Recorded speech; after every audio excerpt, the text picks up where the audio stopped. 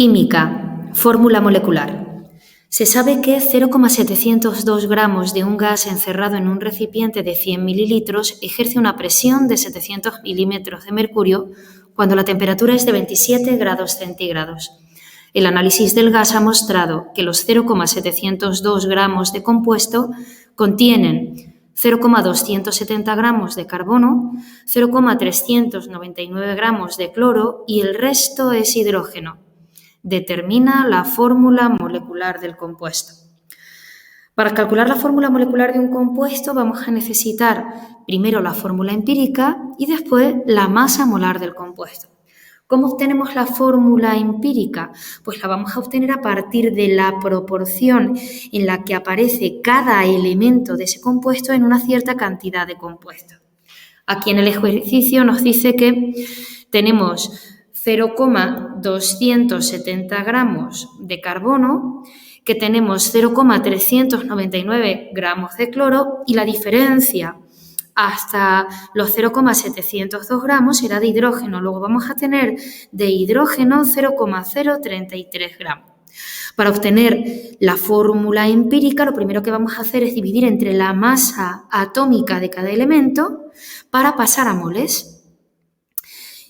Y una vez que tengamos pasado a moles cada elemento, lo que vamos a hacer es dividir entre el más pequeño para obtener una relación de números enteros sencillos. Así nos da 2 de carbono frente a 1 de cloro y frente a 3 de hidrógeno. Por lo tanto, la fórmula empírica de este compuesto será C2Cl1H3. La fórmula molecular será un factor de la fórmula empírica, es decir, será la fórmula empírica multiplicada por un cierto valor n. ¿Cómo obtener ese número n? Pues a partir de la masa molar.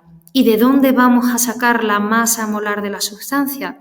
Pues a partir de la información que nos da de el volumen que ocupan esos 0,702 gramos del compuesto en determinadas condiciones de presión, que son 700 milímetros de mercurio, y de temperatura 27 grados centígrados. Utilizando la ecuación de los gases ideales, vamos a sacar los moles de sustancia que tenemos. Esos moles serán 3,74 por 10 elevado a menos 3. Y con los moles y la masa vamos a ser capaces de calcular la masa molar.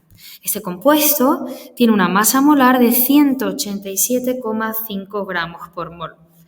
Como sabemos que la fórmula molecular del compuesto será C2NClNH3n, multiplicando la masa molar de cada elemento por el número de átomos de ese elemento que hay en nuestra fórmula molecular e igualando a la masa molar, obtenemos que ese n vale 3 y que por lo tanto la fórmula molecular de nuestro compuesto será C6Cl3H9.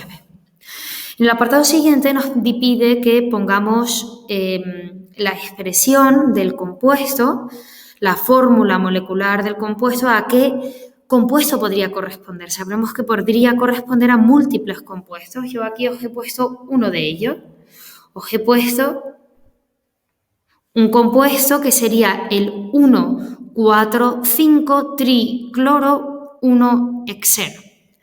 Nos dice, ¿este compuesto puede presentar isómeros? Bueno, pues un compuesto puede presentar isómeros si yo puedo escribir otros compuestos que con la misma fórmula molecular tengan diferentes propiedades físicas y o químicas. Fijaros, en este caso, en el caso de mi compuesto, que no tiene por qué corresponder con el vuestro, yo he sacado que podría tener isomería de cadena, isomería de posición, isomería cis-trans e isomería óptica. En el caso anterior yo había puesto un compuesto que sería un hexeno, mientras que aquí he pintado un metilpenteno. ¿Por qué? Pues porque en lugar de pintar una cadena principal de 6 carbonos, he pintado una cadena principal de 5 carbonos con un radical metil. Podría ser también una isomería de posición. ¿Por qué? Pues porque tanto el doble enlace como los cloros podrían presentar posiciones distintas. En el compuesto inicial yo ponía el doble enlace en posición 1 y aquí he puesto el doble enlace en posición 2. Tal y como yo he presentado mi compuesto, también podría presentar isomería de tipo cis-trans. ¿Por qué?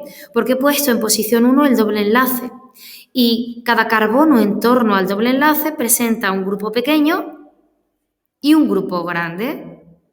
Cuando los grupos pequeños ocupan el mismo lado del plano en torno al doble enlace, hablamos de isómero cis. Si ocuparan al contrario, si cambiara uno de ellos y pusiera arriba el grupo grande y abajo el grupo pequeño, pues presentaría una isomería de tipo cis.